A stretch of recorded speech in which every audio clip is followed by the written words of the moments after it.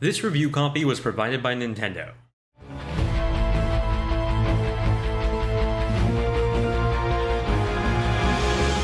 Daemon X Machina is a game with a lot of heart that tries to bring new life to the mech shooter genre.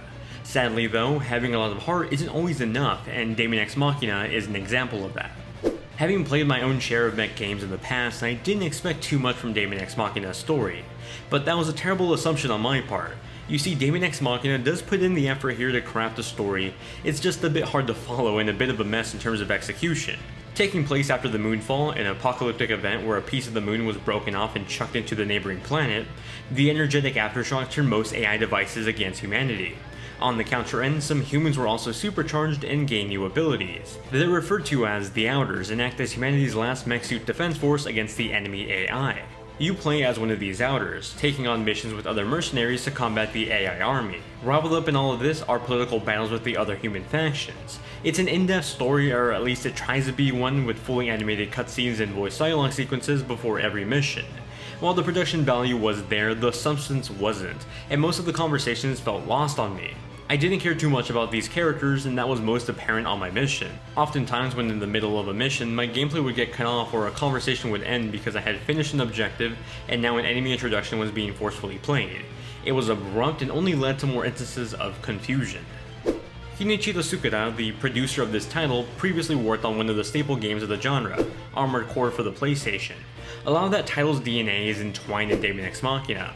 The gameplay is divided into missions that are blocked behind a ring. The more you progress and successfully execute missions, the higher rank you become. Across the 15-hour campaign, you'll travel to the many corners of the planet to fight off AI enemies and even a few other human factions too.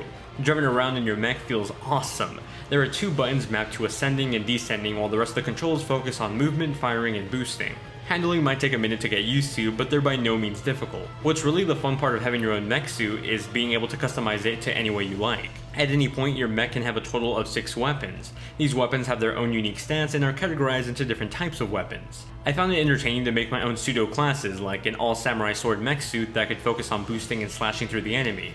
Maybe mix it up with an assault rifle bazooka mech that could focus on long-range fire.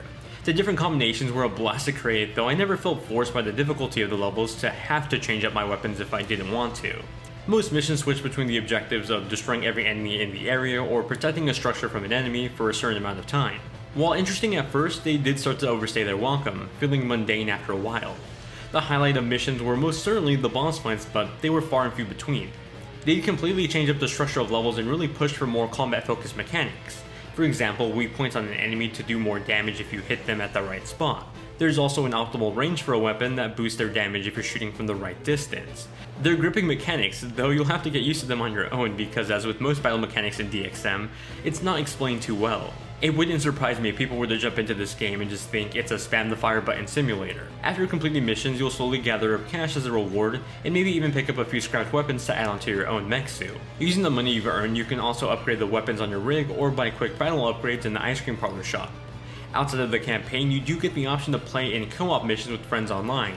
These are fun, especially with the boss fights that seem to be like boosted versions of the ones in the campaign. Hopefully these can be fleshed out more with some updates in the future, because this could easily be the reason you play DXM for more months after it's released. Where Daemon X Machina truly stood out to me was in its art style and visual showcase. The anime art mixed in with cel-shaded graphics looked fantastic, even more when I remember that I'm playing this on a Nintendo Switch of all devices. Being able to customize the look of my character down to its hairstyle and facial structure was fun and made me feel more attached to my own character. That fun continued on with the mech and suit customization, and as you can see, I actively tried to make it Tron themed.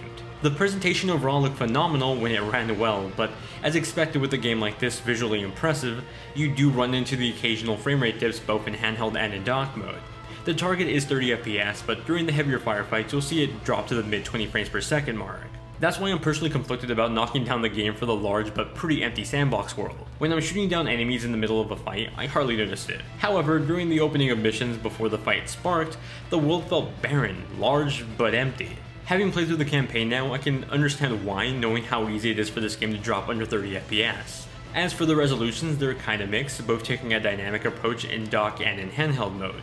In dock mode, that resolution seems to range from 720p to 1080p, while in portable mode it hovers around 500p. It's completely playable, but in handheld mode you do see a little bit more of the fuzziness to the gameplay. Despite me not understanding the story, the moments where the characters do get to talk are delivered perfectly. Even when I wasn't playing with the Japanese audio, I found the English voice cast to more than deliver on their roles as the outer pilots. There were the occasional lip sync issues that come from the English being dubbed post-animation, but they didn't become too distracting to me.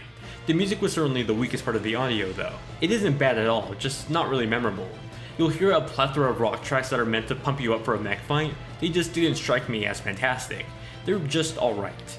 HD Rumble was used pretty liberally with this title for all the explosions and bullets, and if you're a fan of it, then you can keep it on, but if you'd rather turn it off, you have that option too. Daemon X Machina is a great game if you're into the mech genre and have been eagerly waiting for a return to it this year. If you don't fit that criteria though, I think this is just alright. The story, although it tries to be elaborative with its writing, just doesn't deliver for me. The gameplay is a bunch of destruction and customization of mechs, and that was fun, but it did wear out the more I played. I just craved a bit more variety with it, and I think pushing for more bosses that force you to mix up your customization would have gotten me there.